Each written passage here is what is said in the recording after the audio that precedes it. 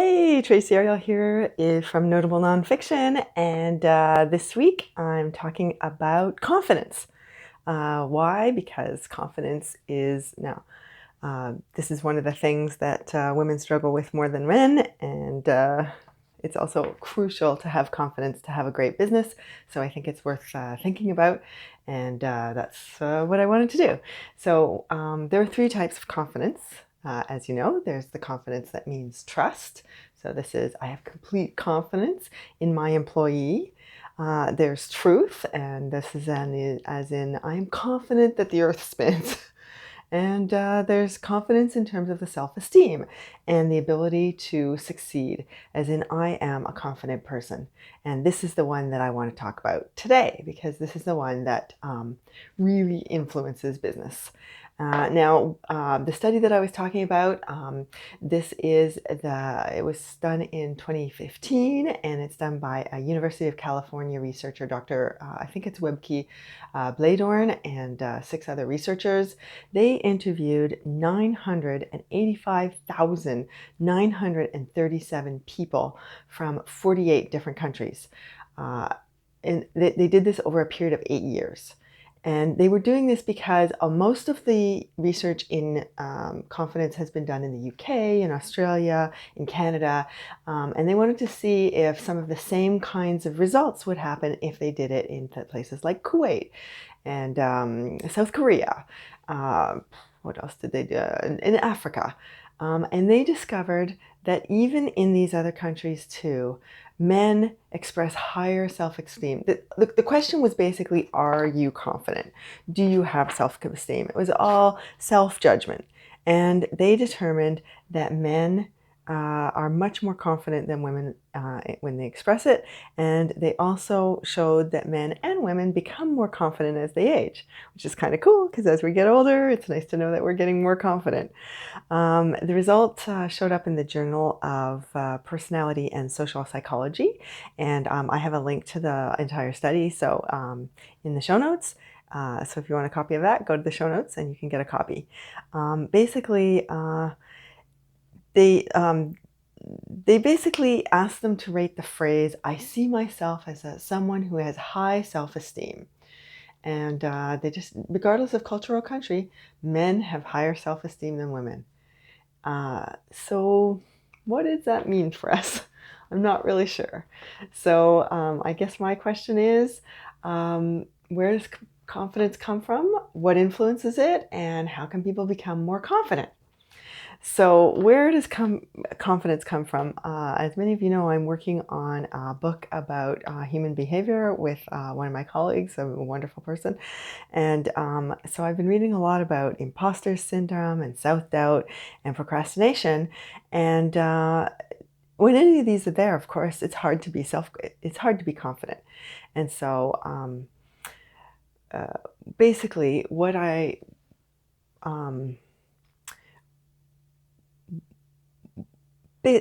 discovered is that all of these tendencies come from a natural human behavior called narrow framing.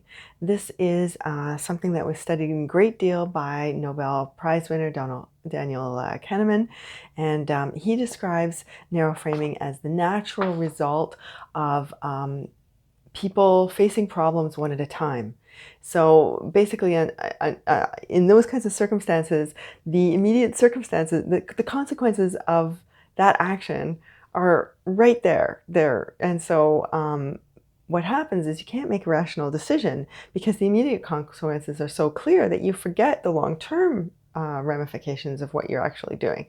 And so we make decisions based on a more narrow framing than what might be rational. So that's why an impending deadline feels urgent when it's only a week or even a day away. We basically, and of course, that means we can't succeed as we wanted to, so our confidence goes down. So basically, one of the things that they're talking about is you have to get used to taking action regardless of whether you're confident, regardless of whether you've had enough time to prepare, because you get more confident as you keep doing things. Confidence is something that you generate. It's not something that I don't know. Basically, that's basically obviously the opinion of others affects confidence somehow, but I think a lot of it's internally based as well. And actually, there's a study that shows that stress really affects our degree of confidence. And that was a 2018 study. It's a group of European scientists.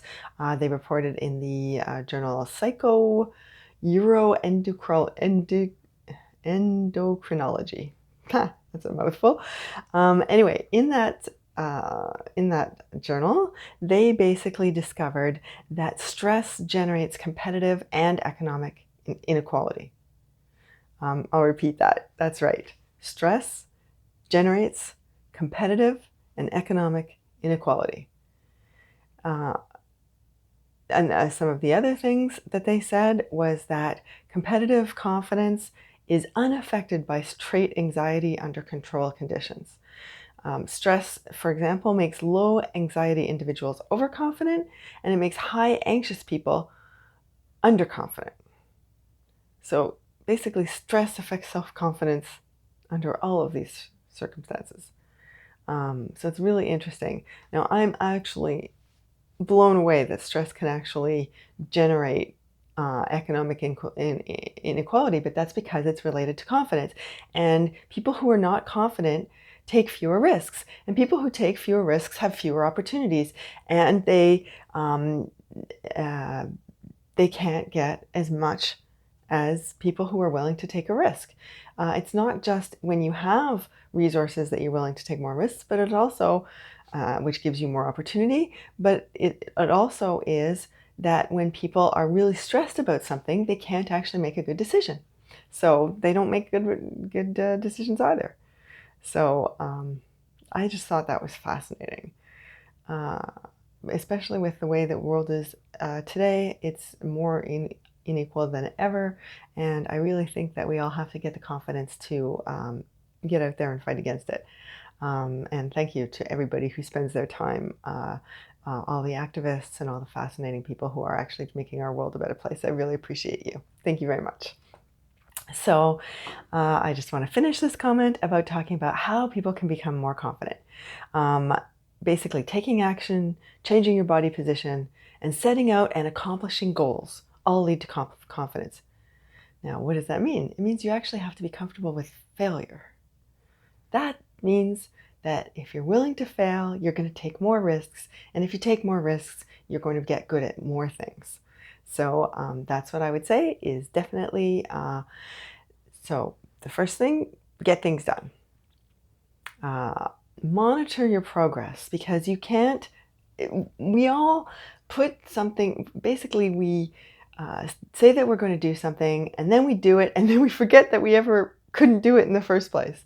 So monitor your progress, keep track of it, keep all of those old-fashioned videos where you're sideways, and I have tons and tons of videos for me to monitor my progress. So I'm going to have a really good time showing how I'm getting better at this kind of stuff. Exercise. You want to change your body, because the way your body is actually affects your stress. Now, so basically I'm going to summarize all of the things that you can do. In the show notes, I've got 20 things actually that you can do, including taking responsibility for your goals, failing more often. But my personal list breaks down to 5. So the first one is write down 3 things I'm grateful for every day. That has been a habit that I've been getting into because Danny Innie gave me a copy of the 5-minute journal, and I've been, ever since I've been using it to write down 3 things I'm grateful for every day. And I do find that that makes a big difference, because when you focus on things you're grateful for, the things that the frustrations seem so much more minimal in a day. Even when you have what would be considered a bad day, you don't feel as bad because you have so many things to be grateful for.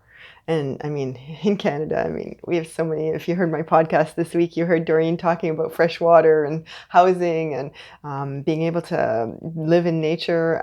You know, Canadians are so lucky when it comes to all of these grateful things. So writing down 3 things I'm grateful for every day is really important to me. I also keep enthusiastically making plans and following through on them. Basically, goals and writing down goals, it really helps with building self-confidence because you can see yourself achieving them. When I look at my journals from 5 years ago, I've actually achieved many of the things that I dreamed of then. Now, of course, since then, I've created bigger goals. I've created different goals. And so if I were, and I tend to be one of those people who focuses on the future anyway, so if I hadn't been showing, if I didn't have written action to show that I'm actually growing, I wouldn't realize how much of a different person I'm becoming since even just 5 years ago. So generate courage, which often looks like confidence. Uh, every time I come in to do one of those videos, I have to generate courage to do it because I find this really, really hard. And but I'm aiming to fail until I succeed, so that trying again becomes routine. And also, making these videos is becoming more natural. I hope that you're noticing that I'm finding it easier. More of my personality is coming through. And the last one is I frequently adopt the Wonder Woman pose. Do you know the Wonder Woman pose? It's the one where you lean back on your shoulders, you put your face up, and you lean back. It's impossible not to be confident when you're holding your body like this. So, to all of us doing the Wonder Woman pose, if you're a woman and you want to generate more confidence, trust me, the Wonder Woman pose will do it for you. See you next time.